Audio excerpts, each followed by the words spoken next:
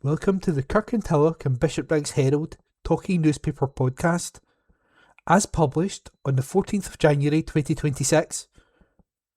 This podcast is read and recorded by volunteers from the Bishopbriggs-based charity Q and the Review for the benefit of visually and reading impaired people. City Funding for Growth, a report by Julie Curry.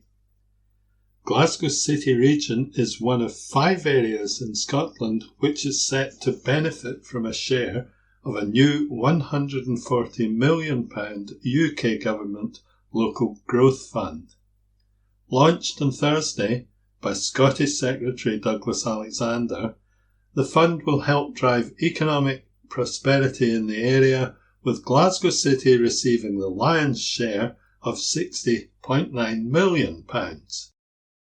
Edinburgh in the south east will receive £37.8 million, Tay Cities £19.5 million, Ayrshire £11.8 million and Forth Valley £9.8 million. The programme will fund regional projects which will drive economic growth. That might mean projects like infrastructure investment, business support or skills development. Projects which will make a real difference in terms of skilled jobs and people's prosperity. Thanks to this cash boost and additional funding from 3 other new UK government programmes announced recently, Phase 2 Pride in Place programme, Pride in Place Impact Fund and Growth Mission Fund, Glasgow City region is receiving up to £103.6 million in new investment over the next 3 years. Secretary of State for Scotland, Douglas Alexander, said the UK government is backing regional economies across Scotland with £140 million of new investment, including £60.9 million for Glasgow City region. This new investment will allow local leaders to decide how best to use the funding, which could include projects to improve infrastructure, business support or skills development.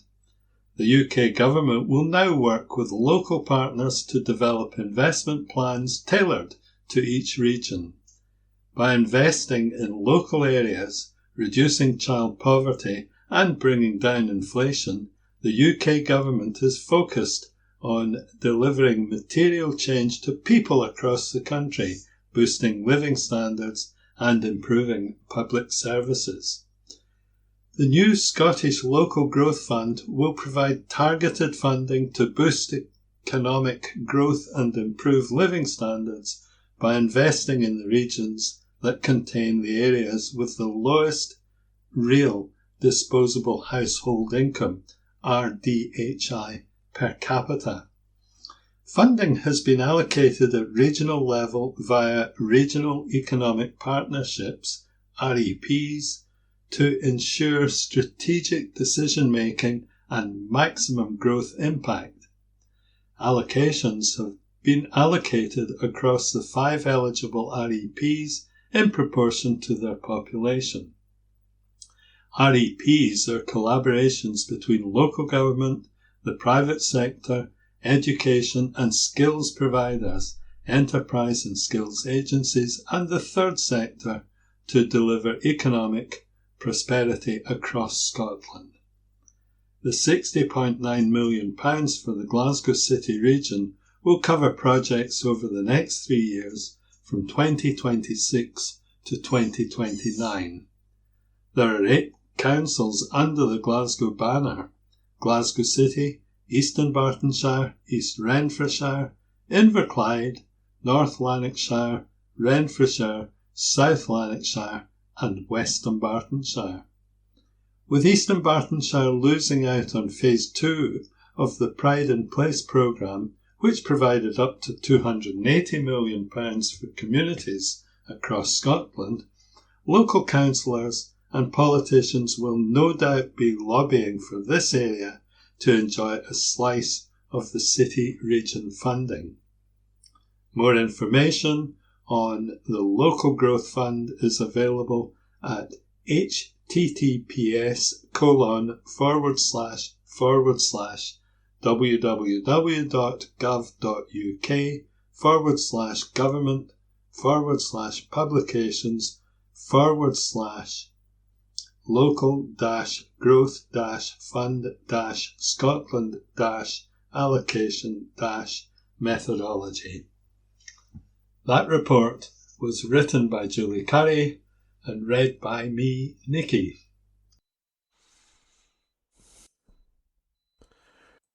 This week in history. January 18, 1911. US pilot Eugene Ely, in a Curtiss aircraft, made the first landing on the deck of a ship, the cruiser Pennsylvania, moored in San Francisco Bay. On this day last year, Israeli Prime Minister Benjamin Netanyahu said Israel was treating the ceasefire with Gaza as temporary and retained the right to continue fighting if necessary. January 19, 2009. Up to 1,500 tonnes of timber floated in the English Channel after a Russian-registered cargo ship lost part of its load in rough seas. On this day last year, the mother of freed British hostage Emily Damari thanked those who never stopped fighting for Emily throughout this horrendous ordeal after she was released by Hamas in the first step of a ceasefire agreement. January 20, 1993. William Jefferson Clinton was sworn in as 42nd President of the United States. January 21st, 1911. The first Monte Carlo rally began. On this day last year, Axel Rubacubana is responsible for one of the most barbaric crimes in our country's history. Home Secretary Yvette Holmes told the Commons as she set out details for the public inquiry into the Southport attack. And that was This Week in History, read by Ian. Too many people waiting in limbo for council home. This article was unattributed. West of Scotland MSP Jamie Green has urged Scottish Government ministers to step up support for local authorities amid a worsening homelessness crisis. Figures published by Shelter Scotland show that the number of households living in temporary accommodation has continued to rise, with over 17,000 households stuck in temporary accommodation, including 10,000 children. Homelessness remains a persistent and widespread issue across the west of Scotland, with councils facing increasing demand, limited housing supply, and growing budget pressures. Figures from East Dunbartonshire Council show that only 50 temporary houses are available for families, while figures from 2023 showed that more than 200 households were at risk of homelessness. Research by the Scottish Liberal Democrats found the council had spent over £17,000 housing those at risk of becoming homeless in hotels and B&Bs. Jamie asked the Cabinet Secretary for Housing what she would say to people currently living in temporary accommodation who are unsure when they will move into a permanent home. In her response, Mary McCallan said the Scottish Government was responding by investing £100 million in discretionary housing payments, mitigating the bedroom tax, helping to mitigate the LHA freeze. She added, East Dunbartonshire also receive an annual share of £30.5 million to prevent homelessness and a share of £8 million for rapid rehousing. Jamie said, temporary accommodation is meant to be a short-term safety net, but for far too many families it is a long-term reality. Local authorities are doing their best under enormous pressure, yet the number of people stuck in temporary housing continues to rise. That tells us the system is not working. People living in temporary accommodation deserve action from ministers, not warm words. Councils need proper support to prevent homelessness. Until the government matches the scale of the crisis with meaningful action, too many people will be left waiting in limbo. That article was unattributed and it was read by Jahan. Lenzie events jogging on. A report by Julie Curry. More than 600 people kick-started the new year by taking part in a much-loved annual community event. The organisers of the annual Lenzie Jog on January 2 were delighted to see the event has not lost its attraction despite approaching its 50th year. Drina O'Malley, organising committee member, said, "The Lenzie Jog this year attracted more than 600 people who thoroughly enjoyed participating in a community event which has been happening for more than 45 years. Lenzie Community Council and Kirkintilloch Olympians work together on this event to ensure all ages can participate on a route which is on their doorstep. This wouldn't be possible without the 40 marshal volunteers who were distributed around the route to make it as safe as possible for participants, with most of the run being on Lenzie pavements or Whitegates Park. We're very grateful to all the volunteers who turned out to ensure this event was once again a huge success. No roads are closed to let this run happen, but it is only with the kind consideration of Lenzie residents that it can safely happen. We'd also like to offer our thanks to them for their continued cooperation." The 2026 jog proved a great success with 252 youngsters and their families taking part in the 2.2k route, while 157 took part in the 4.3k route. More ambitious locals, some 193 of them, also lined up to take on the more challenging 8.6k route. The first three runners to successfully complete the 8.6 route were Louise O'Hare, 28 minutes and 40, David Houston, 30 minutes 10, and Timothy Martin, 30 minutes 37. For the 4.3k route, the top three were Louis Sinclair, 16:10, Fraser Kinnell, 16:12, and Alison Wood, 17:44. On the 2.2k route, the first three finishers were Jordi Francois Suarez, 8:58, Adam Fraser, 9:04, and Dan Fraser, 9:05. The youngest participant, bearing number 531, was just 6 weeks old. Full results are available at https://kirkintillocholympians.co.uk. Kirkintilloch Olympians is a community-focused club dedicated to inspiring members to stay active and engaged through running. That report was written by Julie Curry. Abuser Gets 3 Years by Mike McQuaid, court reporter. A domestic abuser has been jailed for 3 years after flouting a non-harassment order just 10 days after it was imposed. Police officers caught Scott Ferry with 2 knives in the garden of his girlfriend's Moodiesburn home. Sheriff Derek Livingston told him, "You have a history involving knives and bladed implements. The courts have made it clear that that will be stamped upon, and that is what is going to happen here. You also showed complete contempt for the non-harassment order by breaching it so early." Ferry, 37, who is originally from Kirkintilloch, admitted breaching the order by having contact with his girlfriend at her home in Donkeld Lane, Moodiesburn, on November the 1st. The 6-month order had been imposed at Airdrie Sheriff Court on October 22nd. He also admitted carrying 2 knives in public without reasonable excuse. The court heard this week that police had cause to attend the house at 9 p.m. on November 1st.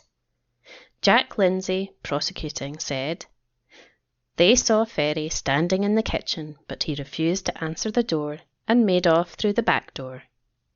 The officers were afforded entry by his partner, who told them, 'Aye, he was here. He has a key, and when I came home he was here.' Ferry was found in the back garden. He had a knife with an 8-inch blade in his waistband and another with a 4-inch blade in his sock. Defence lawyer Martin Hughes said Ferry's girlfriend hadn't wanted a non-harassment order in the first place, and his presence in her home was consensual. He added, he had a stable life and a job until a few years ago when he started to abuse alcohol. He has since appeared in court with depressing regularity. He grew up in Kirkintilloch and moved to Moodiesburn to make a fresh start, but that has not happened. On his release, he plans to go back to Kirkintilloch where his father stays. Sheriff Livingston told Ferry he would have been jailed for 4.5 years but for his guilty pleas at an early stage. It was backdated to November 3rd as he's been in custody since his arrest. That article was written by Mike McQuaid. A welcome funding boost. This article was unattributed. MSP Rona Mackay has said that £10 million of funding from the SNP Scottish Government will help tackle child poverty in her Strathkelvin and Bearsden constituency. The funding, announced by First Minister John Swinney last Thursday, was originally earmarked to mitigate the 2-child limit before the UK Labour government finally came round to scrapping it across the UK. The money will help families and households cover the cost of life's essentials and to deal with emergencies, with the majority of the funding split between charities and government programmes that provide emergency financial support. Rona said, "The Scottish Government has made eradicating child poverty its top priority. Thanks to policies introduced by the SNP, Scotland is the only part of the UK where child poverty rates have fallen. There are, however, still too many children growing up in poverty, and that is unacceptable. That's why this announcement is so welcome." That article was unattributed. Kirkintilloch and Bishopbriggs Herald, Wednesday, January the 14th, 2026. Celebrating the staff who made an impact in 2025 by Julie Curry, reporter. Nominations are now open for Business Gateway's annual Staff Impact Awards. The awards celebrate exemplary service, commitment and the impact made by Business Gateway local staff in supporting business owners across the country. Last year's awards saw 8 advisors recognised for their outstanding contributions to local businesses. Nominations are now being sought from SMEs and business owners in Eastern Bartonshire who have benefited from the service and would like to acknowledge the positive impact their Business Gateway team member has had, whether that was offering invaluable guidance, helping to solve complex challenges, or providing crucial support during key milestones. Nominations can be submitted through a short form, providing a brief description of how the staff member helped your business. The deadline for nominations is February the 27th. The Impact Awards will take place at the Business Gateway Staff Conference on April the 23rd. With around 350 staff located around the country, Business Gateway's teams are the backbone of Scotland's business support system. Available free of charge to anyone looking to turn their idea into reality or grow their business, they offer virtual and in-person support on everything from building the foundations of a strategy to setting up an e-commerce website to help with tax. In 2024-25, Business Gateway advisors supported 51,000 customers, managed over 30,000 inquiries and celebrated the launch of almost 7,000 new businesses. Councillor Gail McGregor, Business Gateway Board Chairwoman, said, "The calibre of nominations we received last year was exceptionally high, highlighting the vital role our local teams play in supporting businesses through a rapidly changing economic environment. Their dedication has helped business operators not only survive but adapt and grow." The Impact Awards will shine a spotlight on those who continue to empower the local business community, helping organisations navigate challenges, reach new milestones and achieve lasting success. For more information, visit https bgateway.com. That's bgateway.com. Speeding up diagnoses. A report by Julie Curry. A new initiative is underway in NHS Greater Glasgow and Clyde to help speed up the diagnosis of bowel cancer. It is part of a UK-wide programme funded by Cancer Research UK. Scotland has one of the highest rates of bowel cancer, also known as colorectal cancer, in the UK, with around 4,200 people diagnosed each year. It remains the second most common cause of cancer death in Scotland, claiming around 1,700 lives annually, and finding more effective ways to tackle the disease is crucial. The pilot, which is part of Cancer Research UK's Test Evidence Transition (TET) programme, is refining the use of fecal immunochemical tests (FITS), which are available to people with symptoms of bowel cancer through their GP, allowing them to take a poo sample at home and return it by post. Traditionally, patients with a result showing 10 micrograms of blood per gram of poo or more were referred for further investigation. Under the new pilot, the threshold for the most urgent referral is being raised to 20 micrograms in line with Scottish national guidelines. This is based on evidence that patients with results between 10 and 20 micrograms have a very low chance of having bowel cancer. The project provides an opportunity to pilot these national changes while also implementing safety netting measures for patients below the new threshold to help reduce the risk of delayed or missed bowel cancers. These measures include referring people with FIT results between 10 to 20 micrograms at a lower priority and offering patients below the new threshold who continue to show symptoms or have iron deficiency anemia a second FIT. Project lead Dr. Stephen McSorley, NHS GGC consultant colorectal surgeon, said, "The pilot will help us improve how we assess and investigate patients who present to their GP with symptoms that could be caused by bowel cancer. By refining the FIT threshold and improving communication between primary and secondary care, we aim to ensure the fastest possible diagnosis for those at highest risk, while maintaining safety nets for others. For the first time, patients will also receive written communication outlining their next steps. The pilot evaluation will be supported by research teams at the universities of Oxford and Cambridge. If successful, the approach could be adopted by other health boards across Scotland and the UK. Despite a national target of 95% of patients to begin treatment within 62 days of an urgent suspected cancer referral, this has not been met since 2012. The NHS GGC pilot aims to address this by streamlining the diagnostic pathway.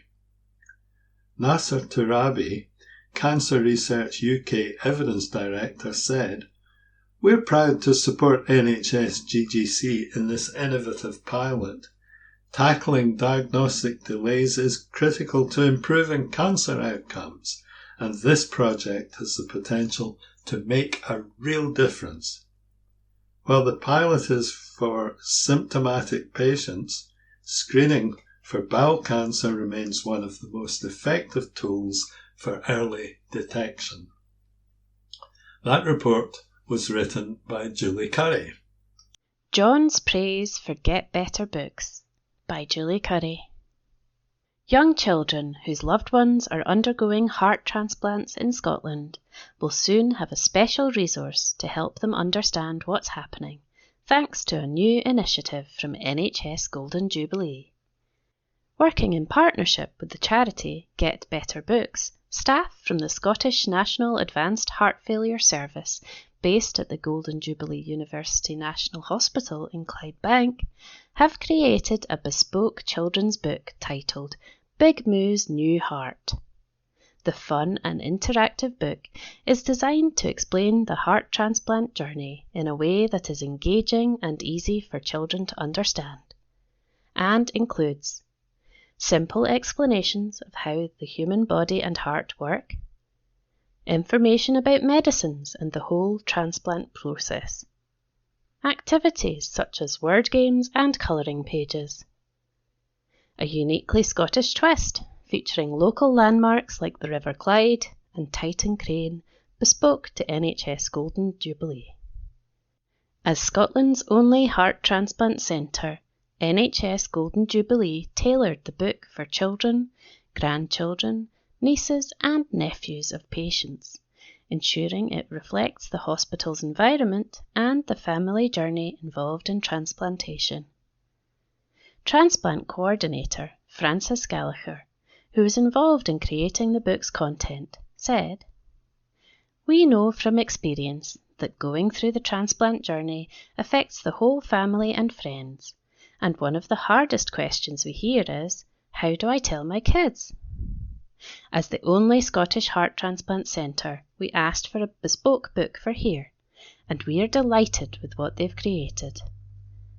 Our transplant coordinators and nurses got together to come up with the details and ideas for the work we do here, as well as what's on site, the surrounding area like the River Clyde and the Titan Crane. This book helps families explain what's happening in a way that's reassuring and easy to understand." NHS Golden Jubilee patient John McCormick, 43, from Lenzie, and his family found the Get Better books a massive help as he faced the prospect of heart transplant after thinking his illness was just a cold or flu. The father of 3 underwent 5 operations within 5 weeks before discovering that a heart transplant was the only thing that would save his life. He said, "It was really quite a shock, as I've never been ill before, and I just thought I had a cold that I couldn't shake off. So to go from that to needing a heart transplant was a bit difficult to take in. We requested information on the heart transplant process at the start with the coordinators and the kids, because we wanted them to hear it from someone who wasn't their parents. We wanted to make sure they weren't left in the dark and prevent their minds from wandering. And that's when we were introduced to one of the books, which really explained things in simple terms for them. It was extremely helpful and alleviated a lot of the kids' concerns. Everything else went very well, and I had a great team around me at the Golden Jubilee. It's all been going great since then as well, thankfully, and my new heart is doing fantastic. It really is a fantastic team here, though. I've had tremendous support, and you get to know people well here also. People say it's like a big family, and it really is." John's daughter, Mila, 11, is quoted on the book's cover. She said, "The books simplify the heart transplant process, which gave me an understanding of what was going to happen to my dad during and after his operation." Georgina Potier, who has had 3 kidney transplants, founded the Get Better Books charity with Jake Abrams, who creates the illustrations for the books. Having had 3 kidney transplants, she went back to Great Ormond Street, where she was looked after, to see how she could use design to help children understand their treatment journey. Georgina said, "What started as one book for kidney transplant patients has exploded, and we're now in 20 hospitals across the UK. We're really proud to help so many children. It's lovely working with different teams across the country, making it specific for different hospitals and adapting it to their needs, which we've done for NHS Golden Jubilee. We're proud of this one. It's fantastic." Jake added, "It's full of humour, colouring activities and space for questions. designed to reduce anxiety for children. That article was written by Julie Curry. Kirkintilloch and Bishopbriggs Herald, Wednesday, January the 14th, 2026. Delayed discharge impact. £440 million cost to NHS laid bare, by reporter Julie Curry. Scots who were medically ready to leave hospital spent 720,000 unnecessary days in wards in 2024-25. While the full financial impact is, as yet, unknown, the cost to the NHS in hospital days alone is an estimated £440 million a year. Delays in discharging patients from hospital affects people's physical and mental health and make it harder to admit others to hospital, despite impacting only around 3% of patients. The causes for delayed discharge, or bed blocking as it's more commonly known, are complex. They include rising demand for health and social care services, financial pressures, long-standing recruitment and retention problems, and for some, not having a power of attorney. Tackling the issue is a priority for the Scottish Government, with significant activity already underway. However, a lack of evaluation of initiatives across the country means it's difficult to measure what is having the greatest impact and whether they represent value for money. Stephen Boyle, Auditor-General for Scotland, said, "The Scottish Government, health bodies, councils and other partner organisations agree on the need for major changes and are actively trying to reduce delayed discharges. Now they must improve how they collect, analyse and use data to evaluate the initiatives underway to tackle the problem. Without this, it's impossible to understand the impacts and costs of delayed discharges and whether the initiatives across Scotland are improving lives, services and delivering value for money." Malcolm Bell, Accounts Commission member, said significant change is now critical across the health and social care services. He added, "Without this, the care and support individuals need to leave hospital won't always be available. The Scottish Government and COSLA's joint health and social care service renewal framework is an opportunity for progress to be made.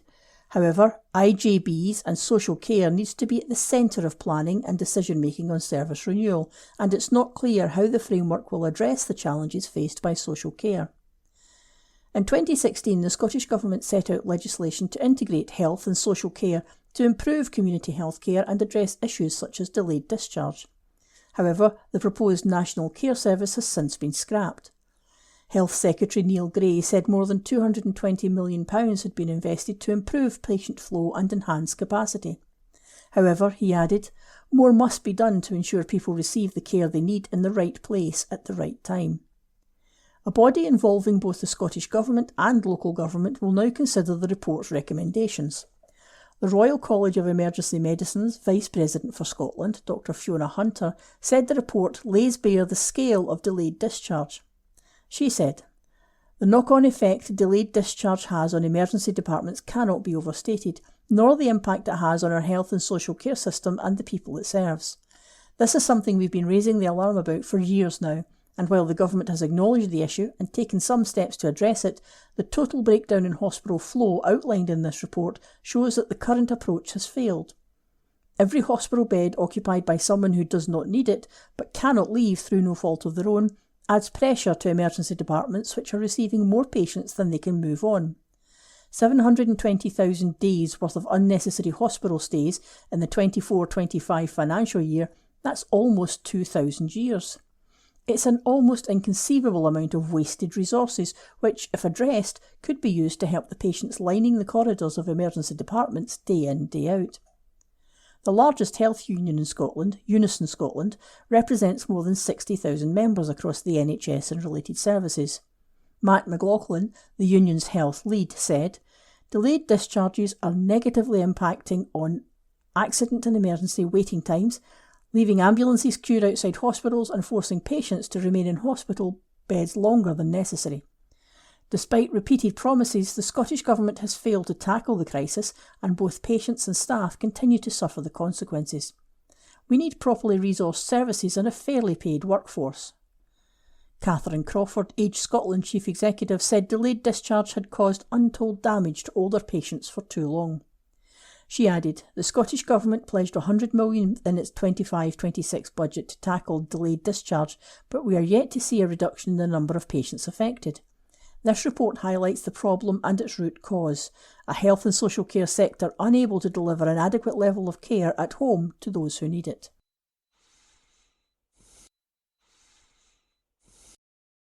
The Kirkintilloch and Bishopbriggs Herald, date Wednesday, 14th of January 2026. Family announcements. Deaths. Erskine William died peacefully after a short illness at Glasgow Royal Infirmary on December 22nd, 2025. Funeral is at Bishopbriggs Crematorium on January 19th, 2026 at 12 noon, and thereafter at the Eagle Lodge, Bishopbriggs. Family flowers only. Please wear a splash of colour. Love, Winnie Manison. Suddenly, at home on New Year's Day, Winnie, beloved wife of the late John, dear mother of Michael, Ian, Gary and the late Jim, special sister, mother-in-law, grandmother, great-grandmother, aunt and friend. Funeral Mass, Wednesday, January 14th, 10 a.m. at Holy Family in St Ninian's RC Church. Thereafter, to Bishopbriggs Crematorium for 12 noon. Family flowers only, please. Tate, Liz, Soares Fletcher.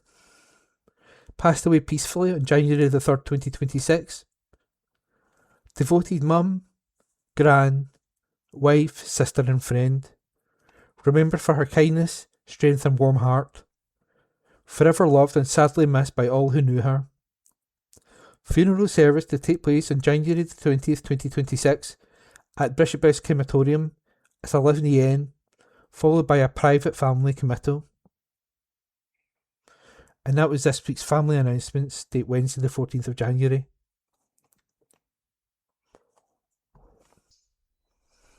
Delivering Homes and for the Economy in the West, a report by Julie Curry.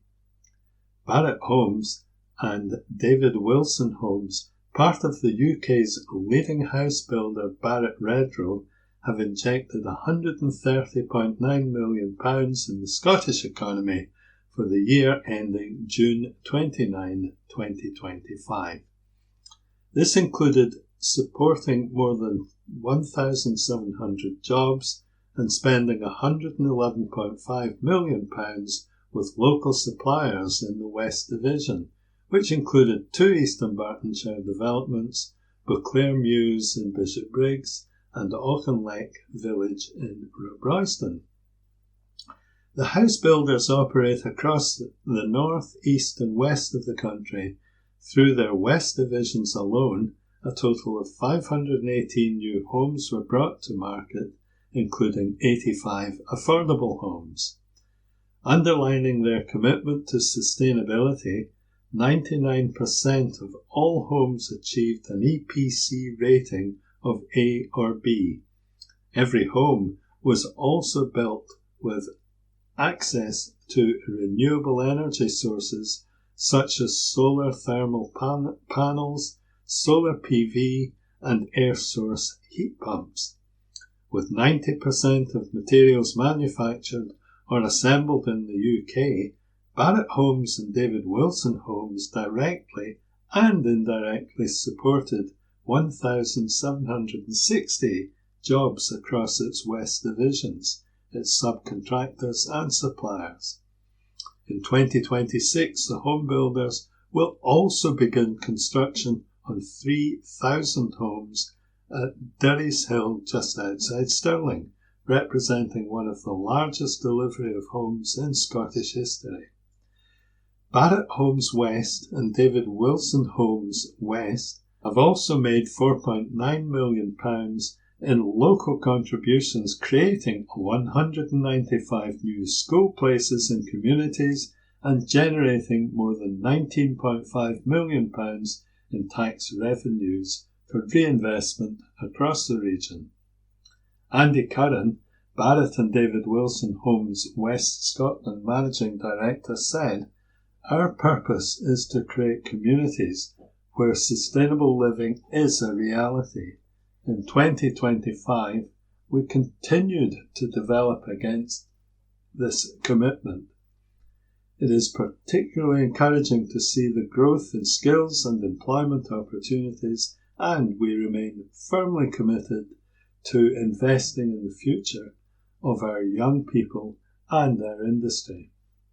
While we are proud of the difference we have made in delivering energy-efficient homes so far, we recognise that there is still much more to do to ensure everyone can access housing that meets the needs of modern living. That report was written by Julie Curry. From the Kirkintilloch and Bishopbriggs Herald, date Wednesday the 14th of January 2026, let's talk the letters page.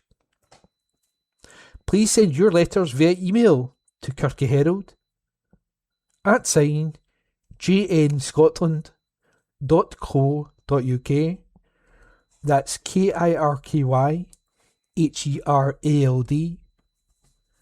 @GNScotland.co.uk. Please write letters in the subject field. Please keep letters to a maximum of 300 words. Letters cannot be published without a name and postal address. Also include a daytime phone number if possible. We reserve the right to edit any letter. Unintended outcomes. Sir, the media is full of stories about the possibility of Keir Starmer being replaced, and, while there may be some benefits for the Labour Party and the government, we should be careful as to the law of unintended consequences could come into force.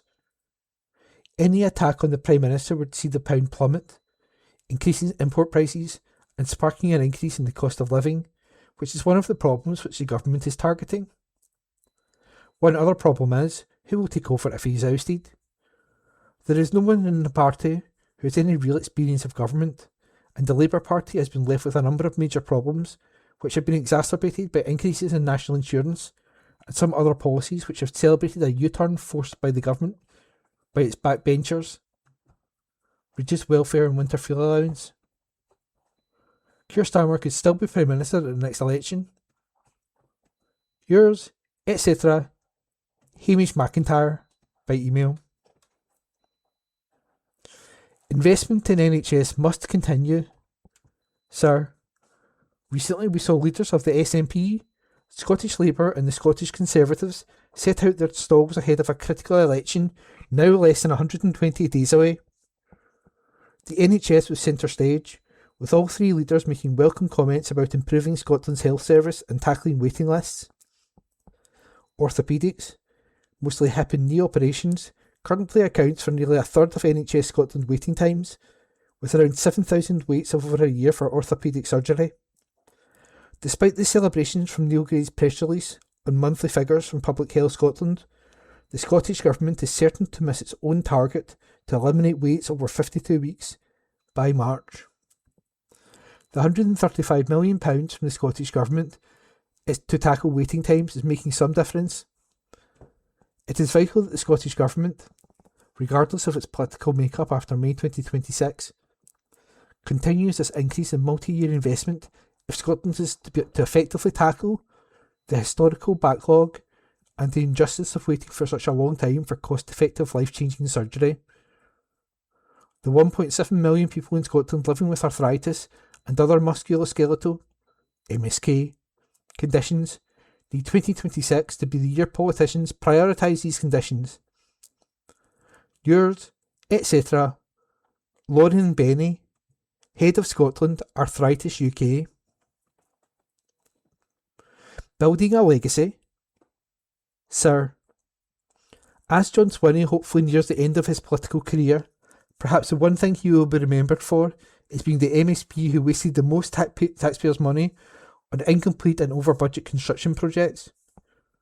From hospitals, prisons and roads to the world-famous Calmac ferry catastrophe, has anyone kept a record of how many hundreds of millions of pounds are tied up in stalled contracts awarded by the SNP? He's not finished yet. He now tells us that negotiations are at an advanced stage to buy the Ardrossan Harbour facility in order to expand it and accommodate the Glen Sannox and Glen Rosa. The Glen Rosa might never go into service, and, if experience shows us anything, Glen Sannox will have been retired long before the new harbour is completed. Wouldn't it be better to finish all the outstanding contracts before starting any new ones, and then live within our means?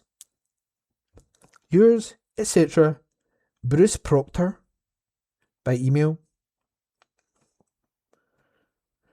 Power is all. Sir, I know there are some principled and decent people who support the SNP. Why, oh why, can they not stand up and be counted when scandals like the Michael Matheson, Neil Gray, and now Angela Constance affairs occur? We are left with the impression that just clinging on to power, at any cost, is the only important thing in the SNP.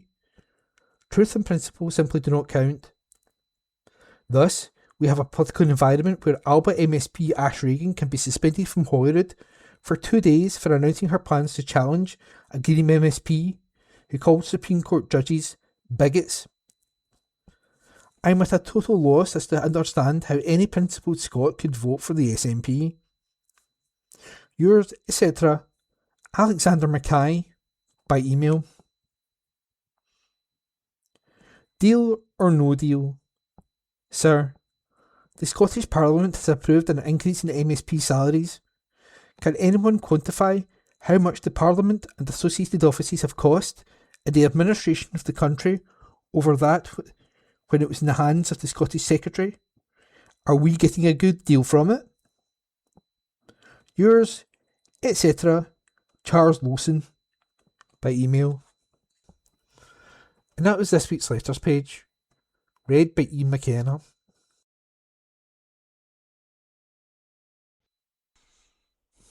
Please go all in at 2026 Race for Life in Glasgow, by Julie Curry. Readers are being urged to kickstart the new year by signing up to Cancer Research UK's Race for Life in Glasgow. The charity's much-loved events will be taking place across the UK from May to July as communities go all in against cancer to raise funds for life-saving research. Anyone who signs up in January can claim 30% off the entry fee by using the code RFL26NY. Every year, around 36,700 people are diagnosed with cancer in Scotland. Money raised at Race for Life enables scientists to find new ways to protect, detect and treat the disease. Entries are open now for the Race for Life 3K, 5K and 10K events, which take place at Glasgow Green, Greendyke Street on Sunday, May the 17th.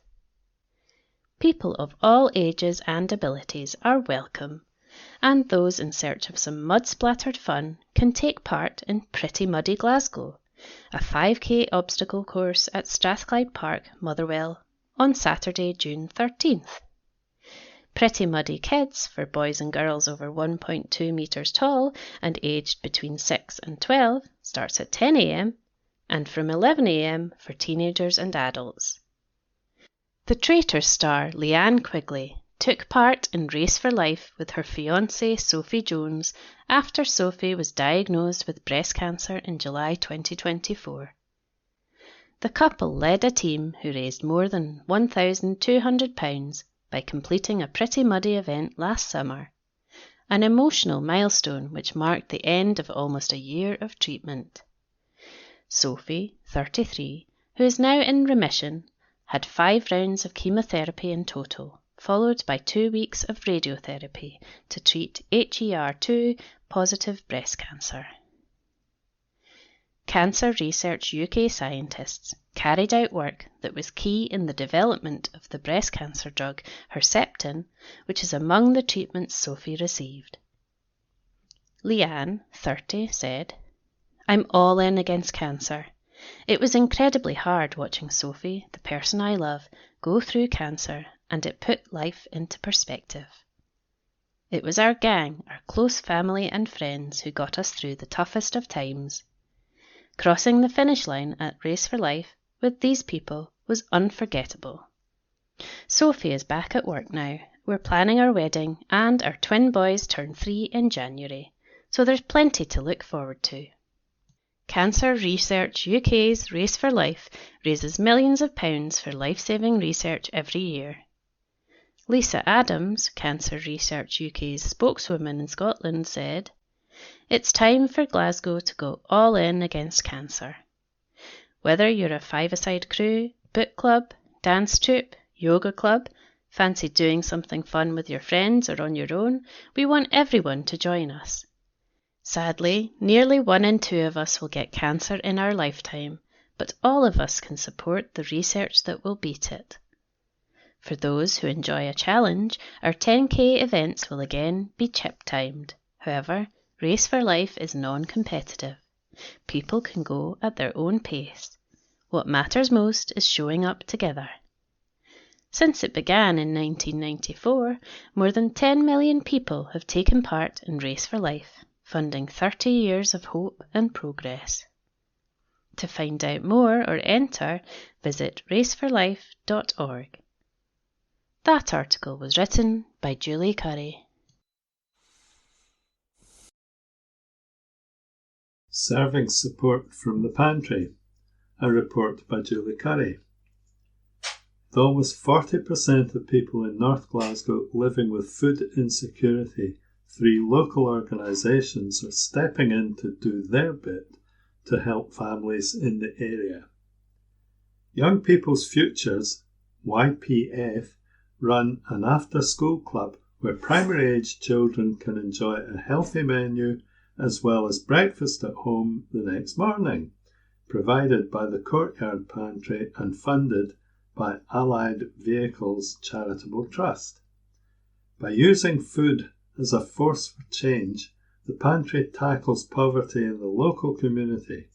It offers healthy, affordable meals and creates job opportunities, training and volunteer roles for those who struggle to find work. Working with local services, it also helps people to connect socially and access vital support services, easing the stress of financial difficulties. The pantry's innovative Health by Stealth menu, developed with the University of Glasgow's Public Health Nutritionist team, ensures children receive nutrient-dense, tasty meals designed to meet dietary requirements. Since the menu launched, attendance at the YPF Club has tripled, clear proof of the impact good food has on children's engagement.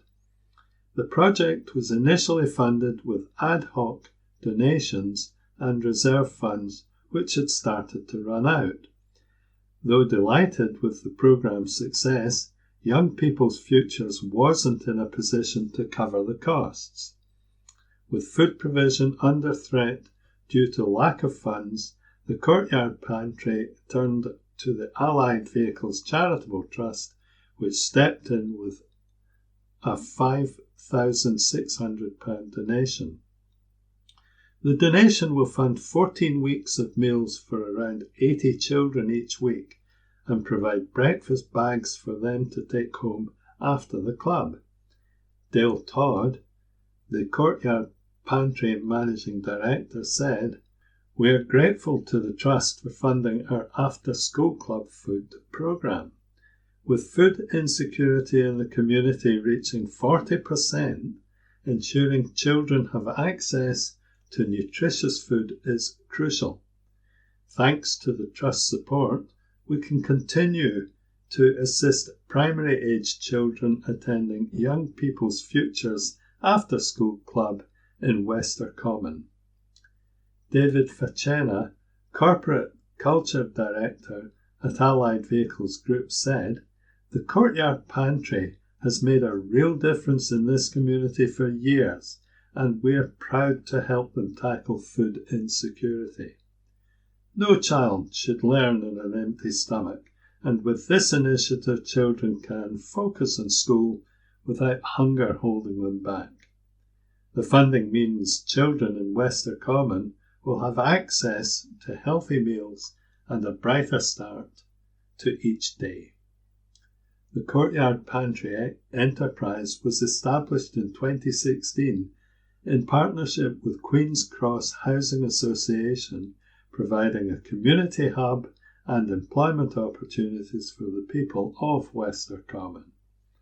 The Pantry Hub, opened in 2021, since then has become an integral part of the community, offering opportunities for locals whilst helping to alleviate food insecurity in the area by providing low-cost food at the pantry, hosting free weekly community meals, and more recently, providing free meals to children. That report was written by Julie Curry.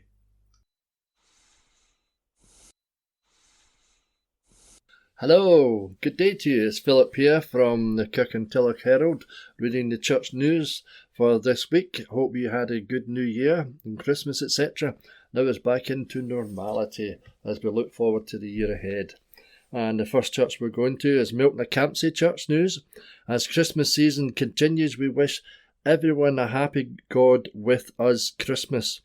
Well, that's a bit old. We're past Christmas now. This Monday, 2 p.m, Hobbies Club, 7:30 p.m, Badminton Club. This Tuesday, 9:30 a.m, Cafe Connect. This Wednesday, 7 p.m, Time to Pray. This Friday, BB at Campsie Church Anchor Boys from 6 p.m till 7 p.m. Junior Company sections from 7 p.m till 8:15. Our Minister Julie will address the Scottish Parliament this Tuesday morning at their weekly Time for Reflections. For more information, visit their website, all the W's, mocpc.org.uk, or our Facebook page.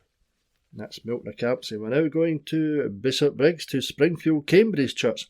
On Sunday, January the 18th, morning worship will be conducted by the Reverend Ian Taylor, assisted by student Minister Ewan Gibb, in the sanctuary at 11 a.m. The Sunday school will meet in room 2. An offering will be taken during the service. Please place your offerings in the plate as it's passed around the congregation. Morning worship is also being live streamed on the Springfield Cambridge Church YouTube channel. A link to this can be found on the Springfield Cambridge Church website, www.springfieldcambridge.org.uk, and Facebook page, where up-to-date information about events and church organisations can also be found. And there will be a vestry hour on Wednesday, January the 14th at 10 a.m. for anyone who would like to speak with the minister. And there will be a midweek service on Wednesday, January the 14th from 11:10 till 11:30, followed by tea and coffee in the hall. The Guild is inviting the congregation to join them supporting the Eastern Bartonshire Food Bank warehouse by bringing donations and leaving them in the cupboard in the cloakroom. And there's a list attached there to the door of special items that are required. Now back to Lenzie Old Parish Church. Sunday worship begins at the church at 11 a.m. A creche is available for children under 3. Time out, the social group for ladies of all ages, is on Monday evenings at 7:45 p.m. in the church hall. The quilt and craft group meet every Wednesday 10 till 12 noon in the session room. Thursday afternoon club is on Thursdays, January the 15th, 2 to 4 p.m. Enjoy tea, coffee, home baking, followed by a game of Scrabble, Dominoes, Rubik's Cube, etc. If preferred, you can sit back and chat, or do nothing, or just sit there doing your knitting. Your netting? No, you're knitting. Have a good day there. There are books there as well for sale, and if your New Year's resolutions to get fitter, why not try Scottish country dancing? Thursdays 7:30 till 9:30 p.m. in the church hall. Come along for fun, fitness and friendship. All are welcome. Now back to Bishopbriggs to St James Church, Hilton Road, Bishopbriggs. On Sunday, January 18th, there will be a Sunday club at 10:30 a.m. There is a communion service at 11 a.m. on Thursday, January the 15th in the chapel, and on Sunday, January 18th in the chapel at 9 a.m. and 10:30 a.m. in the church with hymns. Everyone is welcome to come along to any of these services. Do stay on for tea and coffee afterwards. A date for your diary: on Saturday, January 24, Dads and Kids is held from 10:45 till 12 noon. And is a great chance for dads with young children to get together around some banter, bacon rolls and coffee while the kids play. There is also other virtual services and groups for up-to-date further information. Check out their website and their social media Facebook, St James the Less Bishopbriggs. The website, stjamesbishopbriggs.org.uk. And now we're going back to Lenzie again. Lenzie Union Church this time. The Sunday service is at 11 a.m. Young people are also welcome to Lighthouse and Bible class. A live stream of the service will be available on YouTube. The meeting place opens for tea, coffee and home baking every Wednesday 10 till 12 noon in the new hall. From the very young to the young at heart, everyone is welcome to attend. There will be greeting cards there as well as second-hand books. The coffee pot opens on Friday for tea, coffee, home baking and a warm friendly atmosphere for all ages. Silver Movers is on Mondays, and that's for people of my age and your age. In the old hall, gentle movement to music is good for both the body and the brain, and for seniors is highly beneficial. Well, that's me. Sherry Carnegie, dance instructor, is going to lead us. Please bring a bottle of water if needed. Now to Home Church in Kirkintilloch, Lammermuir Road. But blessed are those who trust in the Lord and have made the Lord their hope and confidence. And that's a Bible text from Jeremiah. Home Church Scotland has 6 locations in Kirkintilloch, Carmyle, Skelmore, Lochaber, Livingston and online. A church for all ages. New locations coming soon. Home Hub in Kirkintilloch, Main Street, is open for tea and coffee at 10 till 4 p.m. Monday, Tuesday and Friday. Sunday services. Note change of service times. 9 a.m. and 10:45 a.m. Kirkintilloch, 7:30 p.m. for the upper room worship and prayer. Morning worship services followed by refreshments.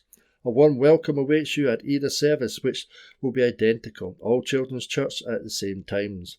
Monday, new beginners guitar class and fitness class at 7:30 p.m. as well. Thursday, prayer meeting in church from 7 a.m. till 8 a.m. New Alpha course and discipleship course starts at 7:30 p.m. Friday, craft and coffee at Home Hub from 10 a.m. open to the community. Friday, youth fellowship 7:30 p.m. Home radio is available every day. See Facebook, Instagram, Home Church website for more information. And just to note that the Home Church Hub is a new venture that's been going in the main street in Kirkintilloch, which is open for tea and coffee at various times. And also, back to Kirkintilloch again, at Regent Hall, Regent Street, on Sunday there will be a Good News service at 4 p.m. The programme will include video clips, songs from the praise band and a Bible message from Dr. Carol Smith. A warm welcome to everyone who is able to join us. Every Wednesday, Coffee Corner is open from 12 noon till 2 p.m. Join our friends and neighbours for coffee and homemaking. All are welcome. For up-to-date and further information on our services, visit our website, allthews.regenthall.org.uk, I would imagine. And they have a text as well. Jesus said, I have come that they may have life and have it to the full. And that's taken from the Gospel of John. Now to St Mary's Parish Church. The service on Sunday, January 18th, will begin at 11 a.m. as usual and will be taken by the Reverend Dr. Ruth Morrison, and there will be an age-appropriate activities in the halls for young people as well. All are welcome. And on Wednesdays, January 14th, where a warm welcome as well for tea and coffee and home baking awaits you. We open from 10 a.m. to 11:30 p.m. when a short service will be taken by Ruth Morrison. Craft has also resumed and will take place on Monday afternoons from 2 p.m. until 4 p.m. All are welcome. On Wednesday, February the 4th, we will be holding the first open doors of the year. The church will be open from 10:30 a.m. until 3:30 p.m. Tea and coffee and biscuits, etc. At 12:30, there will be a lunchtime music entertainment when John Thompson, accompanied by Sally McClellan, will be singing a variety of popular songs. Tea, coffee will continue to be supplied during this time, and you're welcome to bring your lunch to eat well, enjoying the music. That sounds like a nice wee trip out. And now to Torrance Parish Church. The morning service in person at 10:30 a.m. conducted by the Reverend Stuart Irwin. During the service, the youngsters meet together in Crest Junior Church and Frog. To join the service, online click all the W's, torranceparishchurch.online.church. The cafe is open every Wednesday, 9 till 12 noon for teas, coffee and delicious home baking. Why not come and taste for yourself? To find out about regular weekly activities, check out the website for what's on at www.tpc.org.uk. And lastly but not least, St David's Memorial Park Church. The service on Sunday will be led by Bill and Meg Lindsay. Their theme will be the Black Crow of Disencouragement. Interesting. Please note that during January, the Sunday services will be held in the large hall. The usual short lunchtime service is on Tuesday, January 20th at 12 noon. You're welcome to stay afterwards to enjoy a friendly chat with teas and coffees. Now, that's one thing you're guaranteed at any church that you go to. You're always going to get a wee cup of tea, some home baking, or maybe just some biscuits. So enjoy whatever you do. Hopefully you'll manage out to a church service this year. And if you have any questions, contact me at Q Review and I'll answer them. And if you have any announcements that you feel should be intimated in my weekly broadcast, then contact us as well. God bless you. Thank you for listening. Take care. Wednesday, 14th of January. District News. Creative funding. Apply now for Go See Share grants by Creative Scotland. Applications are now open for the Go See Share Fund.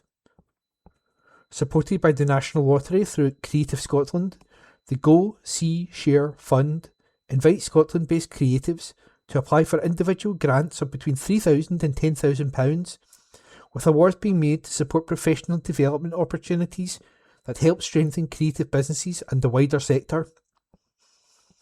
The funding is designed to cover the costs of travel, accommodation, ticketing and networking, enabling participants to gain valuable insights and share knowledge with their community, building more financially sustainable creative industries. Eligible applicants include individual artists, creative practitioners, and representatives of arts organisations or creative businesses working in Scotland's creative industries.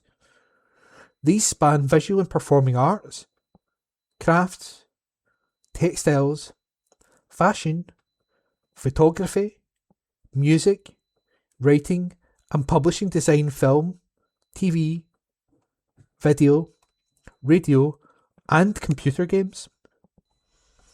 Previous Go See Share Fund recipients include indie game developers Hairy Heart Games, who visited Germany's Gamescom to build partnerships and connect with European audiences. Glasgow Clay Sculpturing Studio First Hand Studio visited Handful in Berlin to explore membership models, copywriting methods and research networks. The team behind Art Night Dundee met with UK and European festivals, online and in person, to learn how to create a financially secure, community-focused art festival.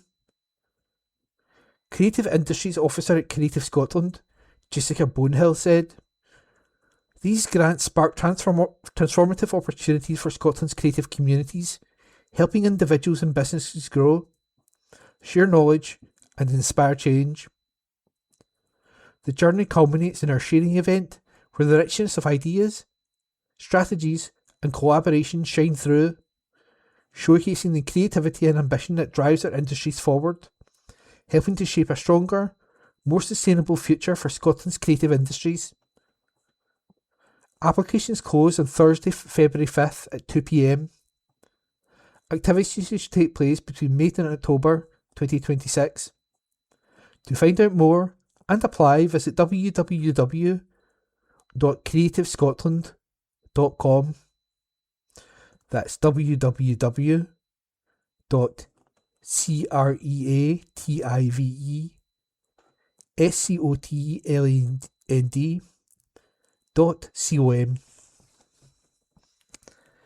Groups. Friends of Forth and Clyde. Friends of Forth and Clyde meet every Friday from 12 noon till 2 p.m. at the Boat Users Block, Southbank Marina, Kirkintilloch. Everyone is welcome to come along and get a free cuppa and some friendly chat. No membership required. Kirkintilloch District Seniors Forum. Our long-established forum are looking for new members to join our monthly meetings. The objective of the forum is to assist in improving quality of everyday life for the elderly community, together with social events, guest speakers from NHS, council, local history, and many more. We welcome the over 55s to come along and have a chat, get involved and meet new people, forming new friendships.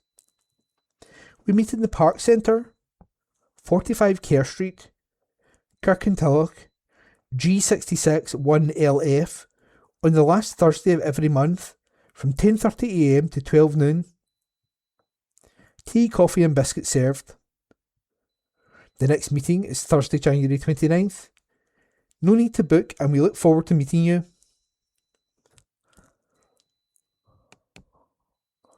Kirkintilloch Rock Choir. Are you looking to learn to sing? The Kirkintilloch Rock Choir is led by local vocal tutor Elaine Williamson. A local community choir first and foremost. We are also part of the National Rock Choir Network, which has provided some exceptional performance opportunities. Members of the Rock Choir have had a chance to meet and sing in front of many celebrities and public figures, including HRH Prince William, the Fonz, Henry Winkler, and on-screen couple Ruth Langsford and Eamon Holmes from ITV1's This Morning at the UK's top venues, including the Royal Albert Hall. To book your free singing taster session, go to www.rockchoir.com/join. That's www.rockchoir.com/join. Super Cooper needs a new home. Meet Cooper, a 3-year-old miniature dachshund with a lively, curious nature. Cooper is an active little dog who enjoys walks and makes full use of his excellent nose, happily sniffing and exploring wherever he goes. He also enjoys water and is always up for a splash in a stream or a walk along a beach.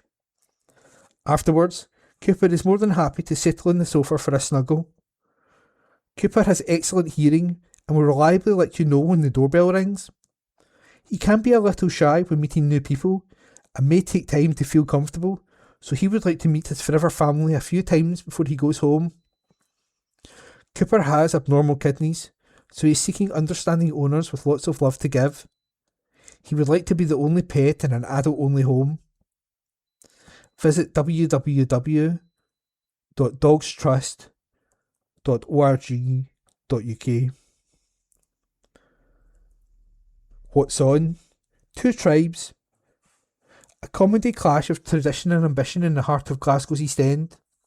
Join us for a humorous yet poignant journey into the heart of a Glasgow family as Two Tribes takes the stage.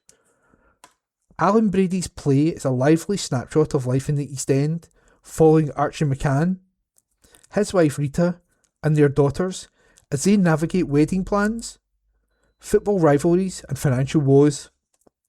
It's 1983 in Glasgow's East End and poor Archie McCann is stuck in a right pickle. His two daughters, Tricia and Kathleen, are getting married on the same day. The very day of the Celtic vs Rangers League Cup final. Convinced the universe and the SFA are out to get him, Archie's torn between walking his kiddos down the aisle or sneaking off to watch the match. With his wife Rita off protesting with her new C&D pals, future sons-in-law on opposite sides of the football divide, and Maggie, the nosy neighbour with a secret crush on Archie. It's all set for a day of mayhem. Kirkintilloch Town Hall, February 21st. Book at www.edlc.co.uk.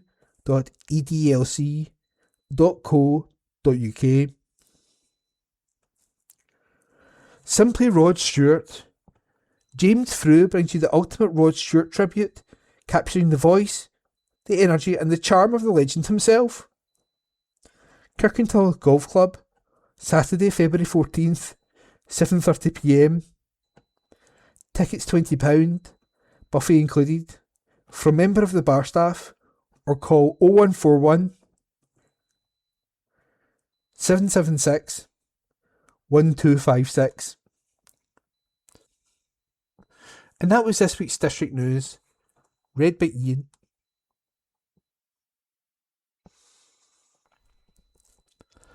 Public notices. General notices. Public Notice Portal, brought to you by Britain's local news media. Want to know what's happening in your local area? You can keep up to date on all the latest information on planning proposals, traffic notices, goods vehicle operator licences, premises licensing, licences to sell alcohol, and probate notices in your local area. Visit publicnoticeportal.uk. That's publicnoticeportal.uk. Moving forward, by columnist Lorna Thompson. Was your New Year resolution to get outside more, meet new people, or maybe get a little fitter while looking after your mental health? Well, Walk Run Cycle East Dunbartonshire, WRCED, has you covered. WRCED facilitated over 400 meetup events in 2025, ranging from Walking Scotland's health walks and strength and balance sessions to local routes and day trips to explore what Scotland has to offer. Walking has proven to be hugely beneficial to your health, offering a simple, free way to boost both physical and mental well-being. Some memorable events in 2025 were the completion of the Rob Roy Way, a weekend trip to Invergarry to Bagman Rose, and the opening of the Milton of Campsie Fairy Woods in Redmoss Wood. The Fairy Woods is part of the longer-term project Pause and Reflect, with funding from the Co-op Community Fund and EDVA Mental Health Grant, plus personal donations and fundraising by members. We've been awarded £6,000 from the National Lottery to continue this project and are hosting a consultation on January 31st at Twicker Outdoor Pursuit Centre to seek opinions on how we could spend this money across East Dunbartonshire. On January 17th, we are hosting a free walk and watch event at Mugdock Cinema, where, after 2 walks, we will play the movie The Way. Walk 1 is 3 miles, which should take an hour, and the second is a more adventurous 6 miles and should take roughly 3 hours. After both walks, there will be time for lunch before the Martin Sheen movie about an unlikely group of walkers who meet up on the Camino de Santiago is played. With lots more events on the schedule and other adventures being planned, 2026 is shaping out to be another fantastic year for WRCED. To learn more, join the Facebook group. Visit www.wrced.org or email wrced2020@gmail.com with questions, ideas, or offers to volunteer. This article was written by Lorna Thompson. Kirkintilloch and Bishopbriggs Herald, Wednesday the 14th of January 2026. St Mirren legend turned physio has passed away. St Mirren has announced that club legend Bobby Holmes passed away last week at the age of 93. Holmes began his playing career at amateur level with Lochend Rovers and Campsie Black Watch before moving up the junior ranks with Forsyth Rangers in 1951. Predominantly a centre-half in his junior career, Holmes joined St Mirren in 1954 and made his debut as an inside left in a 4-4 draw against Motherwell. Holmes' impressive form at Saints across the 1955-56 and 1956-57 seasons, which included scoring in the 1955 League Cup final, saw him selected for the Scotland squad for the World Cup qualifiers. Unfortunately, a broken leg towards the end of the 1956-57 campaign saw him miss out on ever winning a cap, as well as being absent for the entire 1957-58 season. Holmes would eventually make his comeback in January 1959, but ultimately struggled to regain fitness and was forced to retire from playing at the age of just 27, having scored 40 goals in 116 appearances for St Mirren. Following his retirement from playing, Holmes began a new career in physiotherapy. He would work with Arthurlie Juniors, Albion Rovers and Dumbarton before making his return to Love Street. He spent 6 years with St Mirren between 1984 and 1990, serving as physio for their Scottish Cup triumph over Dundee United in 1987. Holmes then moved on to Motherwell to become their physio and was involved in another Scottish Cup win in 1991, once again beating United. A first win at home for the Locos. Report by Brian Newell. Caledonian Locomotives claimed their first home win of the season on Saturday as the weather decimated the return of the West of Scotland League. Locos won 3-1 at home to Ashfield to move above their local rivals on goal difference in the second division, with only Fourth Wanderers propping up the pair. The visitors boosted their ranks last week with the signing of former Kirkintilloch Rob Roy, Pollock and Thornywood United forward Adam Cummings. Locals led at the break with a goal from Robbie Garcia and, in the second period, extended their advantage with a double from Kieran McInerney to seal the 3 points.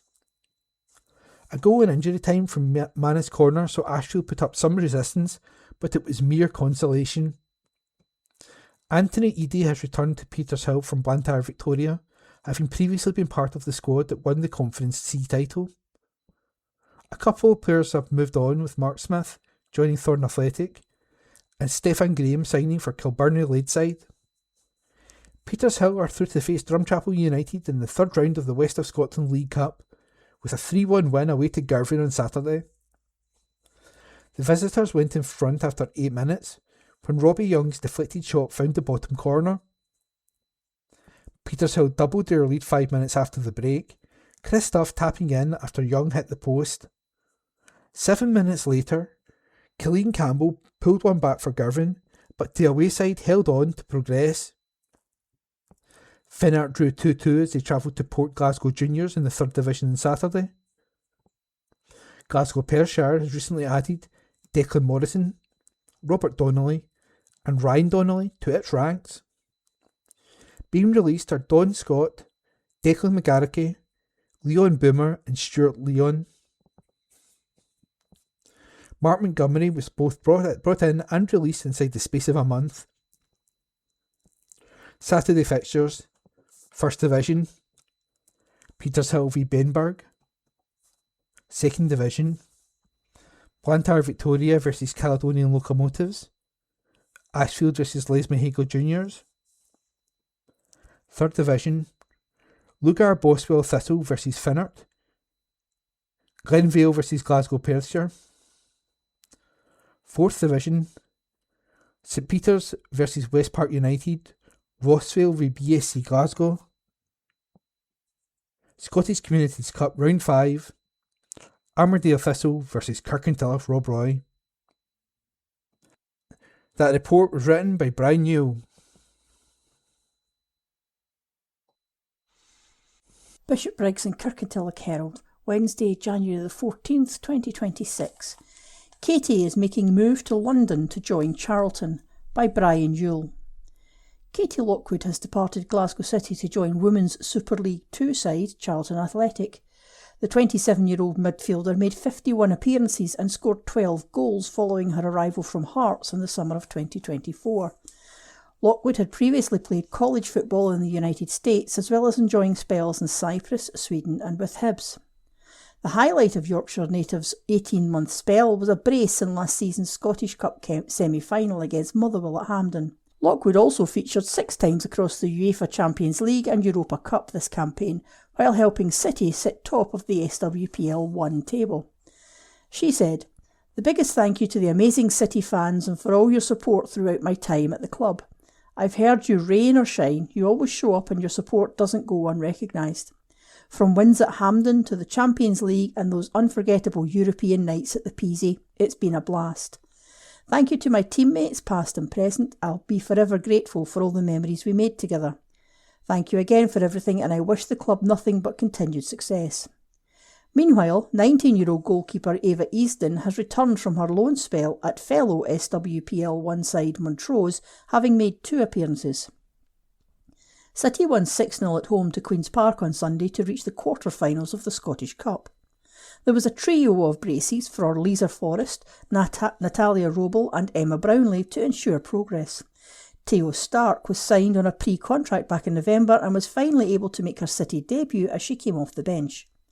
head coach Leanne Ross told the club's media team, "I'm pleased in terms of our objective, which was reaching the next round. We wanted to put on a performance, and I think a number of players have gone and done that. We've come back from the break in a really good place and are now just looking to pick up where we left off." City will be home away from home this Sunday as they visit Partick Thistle at Petershill Park. Back after 6 months out of the game, this article is unattributed. Alan Campbell has signed for St Mirren until the end of the season, having been without a club for more than 6 months. The 27-year-old, who went to school in Barmulloch, has been reunited with his old Motherwell boss Stephen Robinson after the Buddies were hit with a midfield injury crisis. Campbell began his career at Motherwell before the midfielder joined Luton Town, where he won his only Scotland cap. Loan spells at fellow London clubs Charlton Athletic and Millwall followed before he signed a short-term deal with Dundee United a year ago that ended in the summer. Campbell told St Mirren's website, "Obviously I know the manager. He was the one who gave me my real start in professional football, played me, backed me and developed me a lot as a player. When the opportunity came up to come and play football under him, I thought it was a great opportunity. I can't wait to get back playing. I love football, but it's difficult when you're not involved, so it's been good to be back in amongst the boys."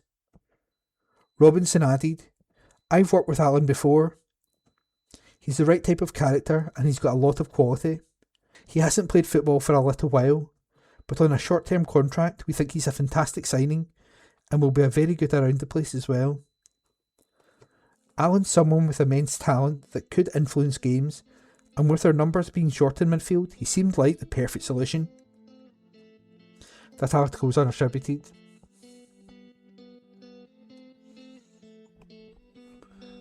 That's the end of this week's podcast. We hope you enjoyed it. If you want to reach out to Q and Review on social media, our name is @Q and Review. That's @CUEANDREVIEW.